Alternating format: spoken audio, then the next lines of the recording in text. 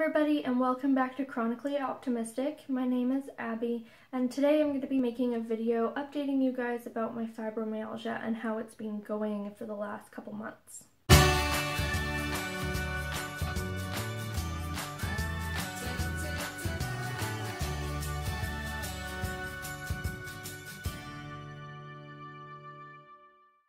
First things first, Marshmallow is here and she wants to say hello.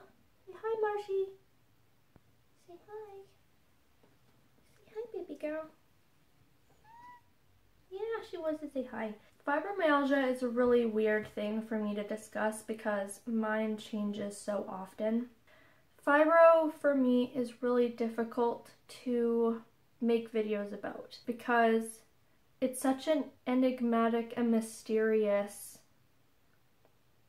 illness. I make a lot of videos about my anxiety and my mental health because anxiety is something that I understand a lot more.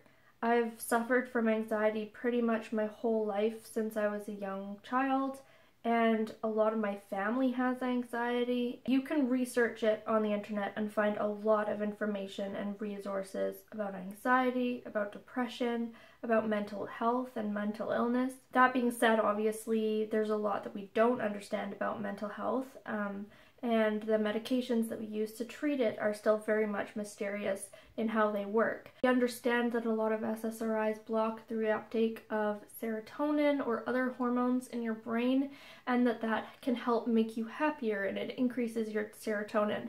But we don't really understand 100% how they work, or how the brain works, or how anxiety and depression work. In a way, it is very mysterious as well. But fibromyalgia goes a step further. Until fairly recently, a lot of doctors didn't even really believe that it existed. A lot of people had the symptoms and they were suffering from it, but they weren't really taken seriously. And there's still some old school doctors who believe that it's not a real thing and that it's all in your head and you're making it up, which is just despicable, I think, because trust me, it's very real. I feel it, and I'm not crazy for feeling it. But, you know, that's how a lot of people think still. There is a lot of enigma and mystery surrounding it because doctors do not know exactly what it is. They don't know exactly what causes it. They don't even really know how to classify it. Is it an autoimmune disorder? Is it a central nervous system issue? Is it a brain issue? Is it psychological? Is it physical? Is it to do with your immune system?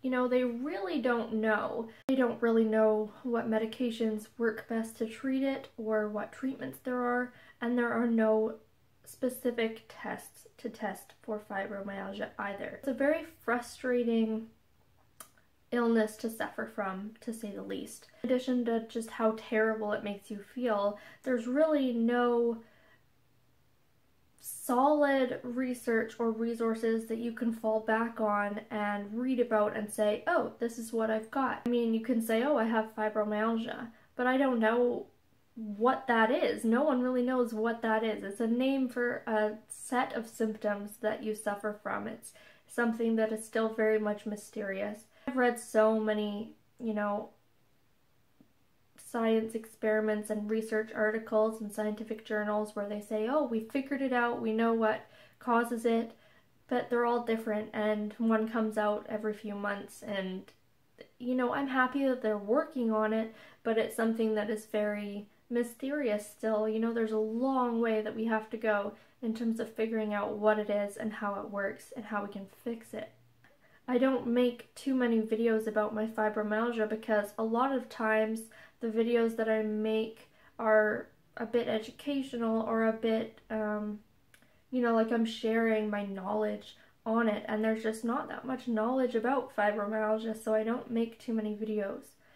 Thinking more about it, you know, I think what's more important is just sharing my own personal experiences with fibro and what things that I have been dealing with and what things I have tried and what I find helps. So for today, I just want to catch you guys up on kind of how my fibro has been doing the last little while. So for me, I have a lot of issues in my hips. Of course, with fibro, you know, I have tender points all over my body. Sometimes I have very bad chest pain. A lot of times I have really bad back pain. Another big one for me is shoulder and neck pain. I have a lot of tension there that I hold, and it hurts a lot, especially my lower back. But for me, what has been very bad lately has been my hips. Usually it's my right hip, but for the last 4 or 5 days, it's really been my left side. Now this is really frustrating because I'm 27 years old and a lot of people don't really take me seriously when I say that my hips hurt me so much that it hurts to walk properly.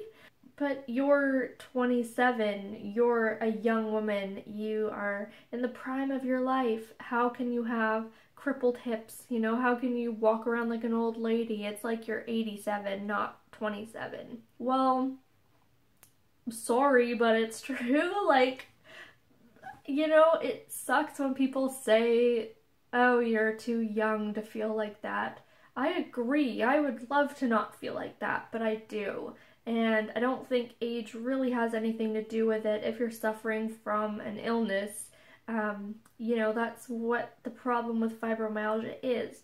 It does affect a lot of older people, but it also affects a lot of younger people as well, and they have the same issues and the same symptoms. Yes, my hips really bother me. Sometimes I have to sit there with a heating pad on them. I've tried muscle rub gels. The other day when it flared up really badly, my husband just happened to find a really small sample tube of some Voltaren Emul gel, which is supposed to help with inflammation and muscle pain and joint pain.